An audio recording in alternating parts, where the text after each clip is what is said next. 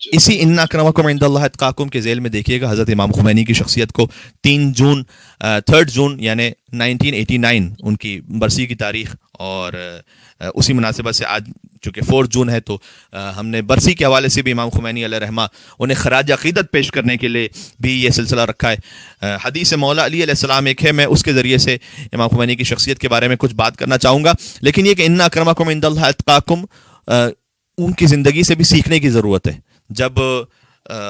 کام جو ہے وہ بہت الہی کام تھے ان کے، اور میں ایک ویڈیو دیکھ رہا تھا، ایک مجتہد ہیں بلکہ مرجع تقلید ہیں آیت اللہ شبیری زنجانی، تو شبیری زنجانی جو ہیں وہ فرماتے ہیں کہ میں نے امام خمینی کی زندگی میں دیکھا کہ کسی کی تعریف کرنے میں، اگر اس میں وہ دیکھتے تھے لیاقت اور اہلیت ہے، کسی کی تعریف کرنے میں کبھی بھی بخل سے کام نہیں لیتے تھے۔ یہ بھی بڑا مشکل ہو جاتا ہے کہ کسی کی تعریف کرے، کوئی ایک ڈیزرونگ ہے، کوئی ایک اہل ہے، اس کی تعریف کی جائے، یہ ہم اپنے آپ کو روک لیتے ہیں تھوڑا سا، کیونکہ ہمارا نفس روک لیتا ہے کہ یار کہیں ایسا نہ ہو کہ تعریف کر لو تو کہیں اسی کی جو ہے وہ اس کو لوگ جو ہے نا اس کو واہ واہ کرنے لگیں یا اس کے بڑے قائل ہو جائیں، تو نہیں۔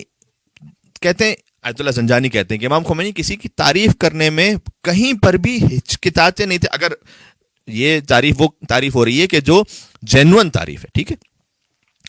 جو واقعا جو ڈیزرو کرتا ہے۔ پھر اس کے بعد کہتے ہیں کہ اگر کوئی ان کی اپنی تعریف کرتا تھا تو اس سے وہ بہت ایوائڈ کرنے کی کوشش کرتے تھے۔ اور اس کی ایک ویڈیو میرے پاس پہنچی، ایک اجتماع ہو رہا تھا امام خمینی کے، مجھے ان کی ویڈیو میرے پاس میرے موبائل میں موجود بھی ہے، کہ جو مختلف امام جماعت ہیں جو جمعہ پڑھاتے ہیں ایران میں، ان کا اجتماع تھا،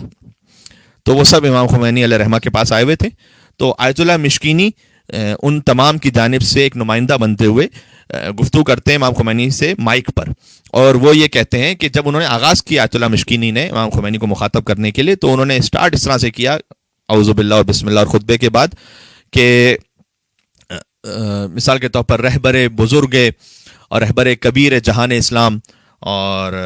مرجع علی قدر، پھر کہا کہ ملجا و ماوا ہیں تمام مستضعفین جہان کے لیے، اور سلام اللہ، اور آپ پر اللہ کا سلام ہو، ہماری جانب سے بھی سلام ہو، ابدم ما بقیت، یہ جملہ بھی کہا کہ جب تک کہ ہم باقی ہیں آپ پر سلام ہو۔ تو اس طرح سے انہوں نے تعریفی کلمات جب کہے، تو امام خمینی علیہ رحمہ کی جب تقریر شروع ہوئی تو ابتدا میں فوراً انہوں نے کہا کہ آیت اللہ مشکینی، آغا مشکینی کہا انہوں نے کہ میں آپ سے ایک گلہ رکھتا ہوں، مجھے ایک شکوہ ہے کوئی آپ سے، کہ وہ آپ چیزیں اس طرح سے منسوب نہ کریں کہ ہمارے اوپر اور بوجھ بڑھتا چلا جائے۔ وہ سب کے سامنے کہہ رہے ہیں، سبحان اللہ، اس کے لیے بڑا الہی دل چاہیے کہ آپ ایک شخص کے جو تعریف آپ کی کر رہا ہے لیکن آپ کہیں کہ نہیں، نہ اس طرح سے نہ کہو۔ اور یوں کہا کہ ہم تو فقط ظاہر شریعت پر عمل کرنے والے، ہم تو باطن تک نہیں پہنچ سکتے، تو وہ آپ بوجھ مجھ پر نہ ڈالیں کہ جو پہلے ہی ہم پر بوجھ ہے اس میں اور بھی اضافہ ہوتا چلا جائے۔ ٹھیک، جب تہران پہنچے تو کہتے ہیں کہ شاید 20 لاکھ افراد کا مجمع تھا، اور 20 لاکھ افراد انہیں لینے کے لیے تقریباً ایئرپورٹ پر آئے ہوئے تھے۔ تو اتنا بڑا جو مجمع تھا، ایک آیت اللہ پسندیدے ان کے ساتھ ہوتے تھے، ان سے کہا کہ یہ سب اس وقت کہہ رہے ہیں کہ خمینی زندہ باد۔ اگر یہ سب مل کر بھی کہیں، نقل میں وہ کر رہا ہوں، ان کا قول نقل کر رہا ہوں کہ اللہ نہ کرے، بس میں اپنی زبان سے خالی ان کا قول نقل کر رہا ہوں، اگر سب مل کر بھی کہیں خمینی مرد آباد، تو میری ذات پہ کوئی فرق نہیں پڑے گا۔ 20 لاکھ افراد کہیں خمینی زندہ باد، 20 لاکھ افراد کہیں خمینی مرد آباد، میری ذات پر اس اعتبار سے کوئی فرق نہیں پڑتا، اس لیے کہ جو میں کر رہا ہوں وہ صرف اللہ سبحانہ و تعالیٰ کی خاطر کر رہا ہوں۔ بہت مشکل کام ہے۔ یہاں تو میں اپنی ذات کے حوالے سے دیکھوں کہ 4 تعریف کرنے والے ہوں، کوئی دنیا میں نام ہونے لگے، تو مجھے اپنے آپ کو سنبھالنا مشکل ہو جاتا ہے۔ ایک عام انسان کو سنبھالنا اپنے آپ کو مشکل ہو جاتا ہے کہ اگر 4 لوگ اس کی تعریفیں کرنا شروع ہو جائیں، وہ اپنے آپ کو واقعاً پتہ نہیں کیا کو سمجھنے لگتا ہے۔ تو یہ الہی جو ایک وجہ ہے وہ بہت ہی عالی تھا،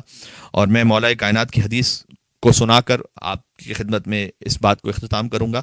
کہ جامع الاخبار کتاب میں یہ حدیث موجود ہے، ہماری قدیمی کتابوں میں سے، اور حتیٰ شرح نہج البلاغہ میں بھی ابن ابی العدید معتزلی نے بھی اس حدیث کو لکھا ہے۔ اس کا مطلب یہ ہے کہ یہ حدیث شیعہ سنی مدارک دونوں میں آئی ہوئی ہے کہ مولا کائنات سے حدیث ہے ہمارے یہاں پر، اور ان کے یہاں سے غالباً رسول اللہ صلی اللہ علیہ وآلہ وسلم سے ہے کہ من جمع ست خصال لم يدع للجنہ مطلبہ، کہ اگر کسی میں 6 یہ صفات جمع ہو جائیں، بہت غور سے سنیے گا، فرمایا اگر کسی میں، مولا علیہ السلام نے، کہ اگر 6 صفات کسی میں جمع ہو جائیں تو پھر اس کو جنت میں پہنچنے تک کوئی روک نہیں سکتا۔ بڑا خوبصورت تعبیر ہے۔ ولا عن النار محربا، اور اس کو جہنم سے بچانے کے لیے بھی اب کوئی مشکل نہیں ہے جس میں یہ 6 خصوصیات جمع ہو جائیں۔ پھر فرمایا کہ پہلا کیا ہے؟ عرف اللہ فاطاعہ، خدا کی معرفت حاصل کرے اور پھر خدا کی اطاعت کرے، پہلی بات اگر کسی میں یہ خصلت و خصوصیت جمع ہو جائے۔ اور یہی میں توحید کے حوالے سے کہنا چاہ رہا تھا، اور یہی میں اخلاص اور خلوص کے حوالے سے حضرت امام خمینی علیہ رحمہ کی زندگی میں کہنا چاہ رہا تھا کہ واقعاً جس کو اللہ کی معرفت ہو جائے، اللہ کی معرفت کے بھی مختلف طریقے ہیں۔ اہل بیت علیہ السلام نے فرمایا ہے کہ ماشاء اللہ الہی امین، اللہ کی معرفت کے بھی مختلف، اہل بیت علیہ السلام کا طریقہ جو تھا وہ تو یہ کہ براہ راست اللہ کے ذریعے سے ہی انہوں نے خدا کو پہچانا، ان کے ذریعے، ان میں تو کوئی اور درمیان میں وسیلہ تھا ہی نہیں، کہ نا بکا عرفتک، پروردگار میں نے تیرے ہی ذریعے تجھے پہچانا ہے، وانت دللتنی علیہ، اور تو ہی خود اپنے آپ پر ہی دلیل ہے میرے لیے، سبحان اللہ۔ یہ تو امام حسین علیہ السلام کا مقام دعائے رفع میں، یا من دل علی ذاتہ بذاتہ، مولا کائنات دعائے صباح میں کہتے ہیں کہ اے وہ کہ جو خود ہی اس کی ذات پر دلیل ہے، مجھے کسی اور دلیل کی ضرورت ہی نہیں ہے۔ متی غبت حتی تحتاج الی دلیل، پروردگار تو میرے لیے غائب کب تھا کہ تیرے لیے کسی دلیل کی ضرورت پڑ جائے، سبحان اللہ، کیا بات ہے۔ عظمت اہل بیت پر آپ صلوات بھیجیے گا کہ محمد و آل محمد پر، اللہم صل علی محمد و آل محمد وعجل فرجہ محمد وعجل فرجہ۔ تو ایک وہ معرفت کا مقام ہے کہ یا من دل علی ذات بذات، متی غبت حتی تحتاج الی دلیل، عمیت عین لا تراک علیہ رقیبہ، کہ اندھی ہو جائے وہ آنکھ کہ جو خود تجھے اپنے اوپر نگہبان نہ پا سکے، یعنی وہ سامنے دیکھ رہے ہیں، گویا خدا کے وجود کو قلب کی بصیرت سے دیکھ رہے ہیں۔ پھر ایک خدا کی معرفت ہوتی ہے کہ جو اپنے نفس کے ذریعے خدا تک پہنچے، من عرف نفسہ فقد عرف ربہ، جو اپنے نفس کے فقر کو محسوس کرے کہ میں کتنا محتاج ہوں، میں کتنا فقیر ہوں،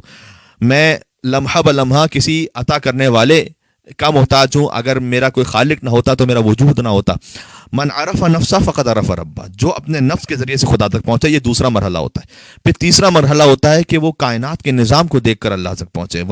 سنوریہم آیاتنا فی الآفاق وفی انفسہم حتی یتبین لہم انہ الحق، کہ ہم دکھلا رہے ہیں اور دکھلاتے رہیں گے اپنے نشانیوں کو آفاق میں اور تمہارے اپنے نفسوں میں، یہاں تک کہ تمہیں یقین ہو جائے گا کہ حق سوائے خدا کے اور کوئی نہیں ہے۔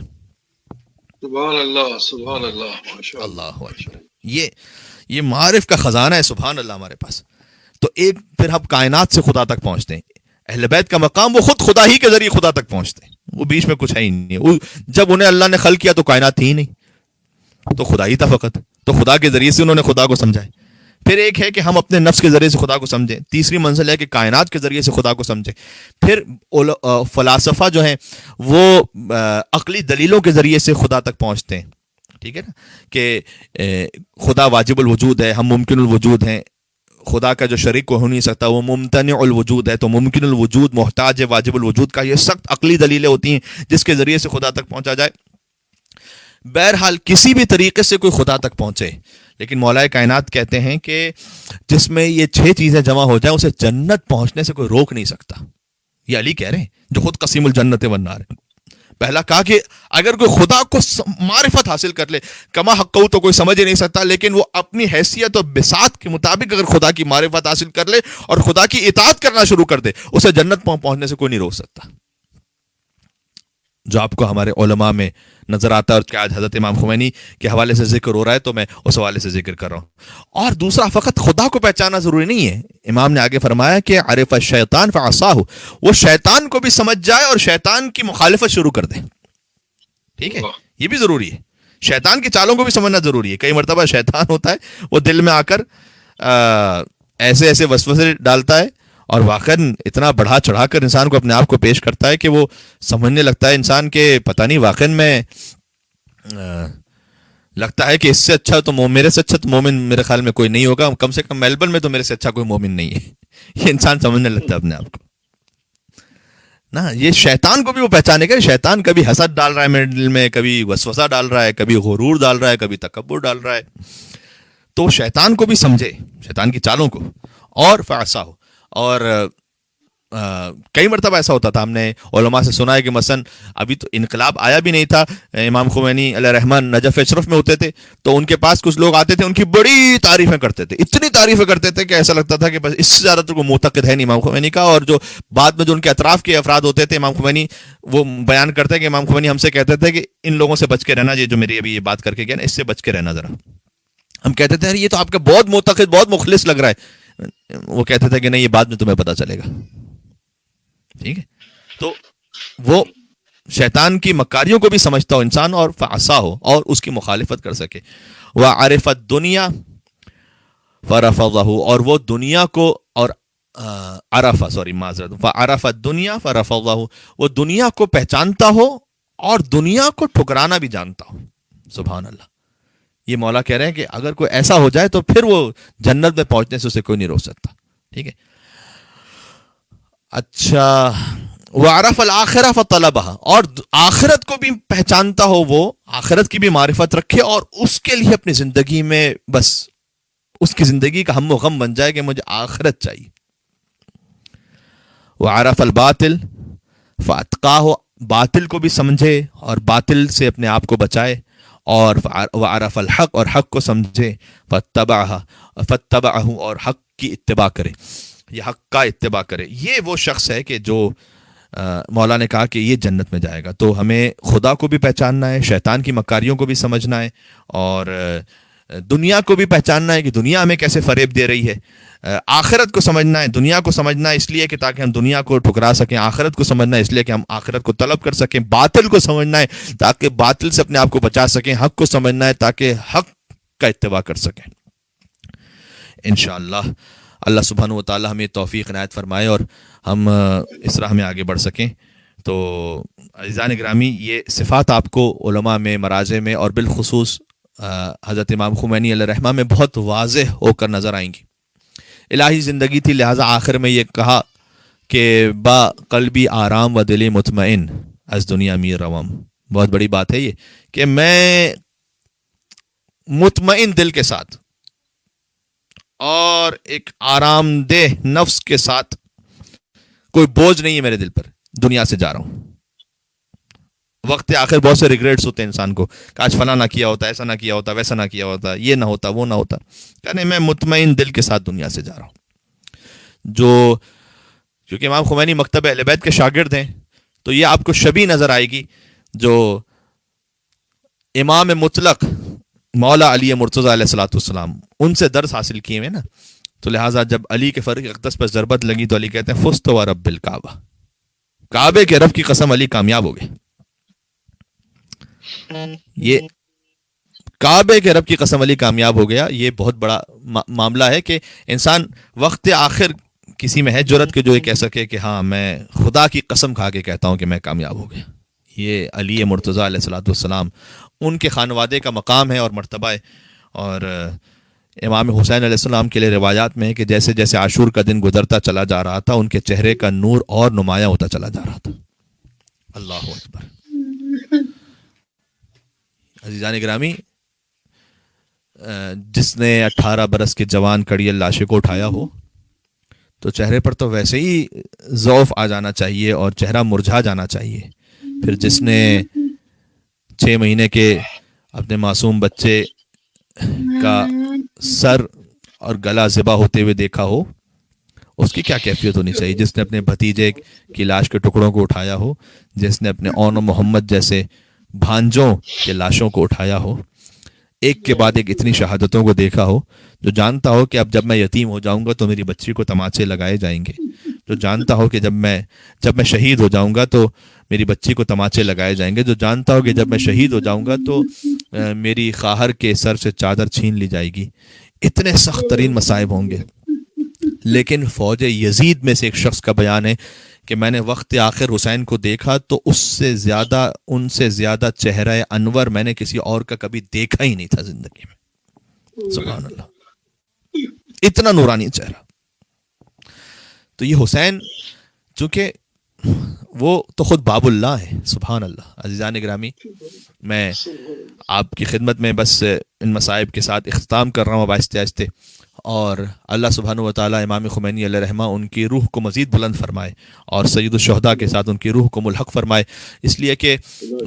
بار بار کہا کرتے تھے کہ جو کچھ ماں ہر چے داریم از حسین داریم، جو کچھ ہمارے پاس ہے وہ حسین کی وجہ سے۔ اور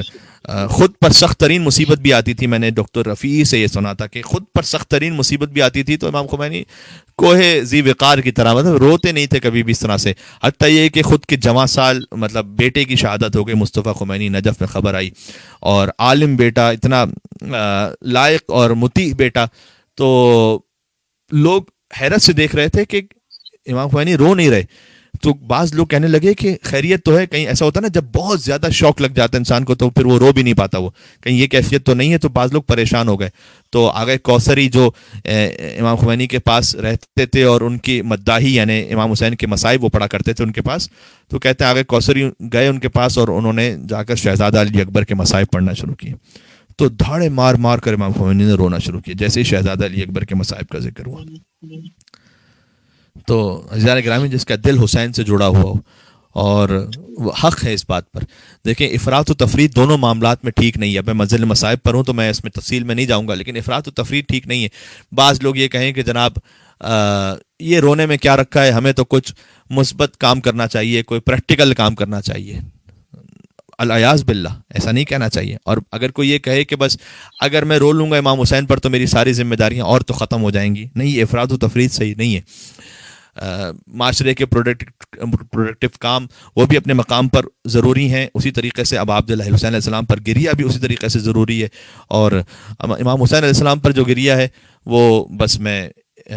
آخری منزل پر یہ آیا کہ امام حسین کا چہرہ جو ہے وہ اور زیادہ نورانی ہوتا چلا جا رہا تھا، لیکن ظالموں نے، اب میں سخت جملہ کہنے لگا ہوں، انشاءاللہ آپ گریہ فرمائیں گے اپنے اپنے گھروں میں، ظالموں نے حسین کے لاشے کے ساتھ وہ کام کیا کہ بیٹی نہ پہچان سکی باپ کے لاشے کو، ظالموں نے حسین کے لاشے کے ساتھ وہ کام کیا کہ بہن گویا نہ پہچان سکی بھائی کے لاشے کو۔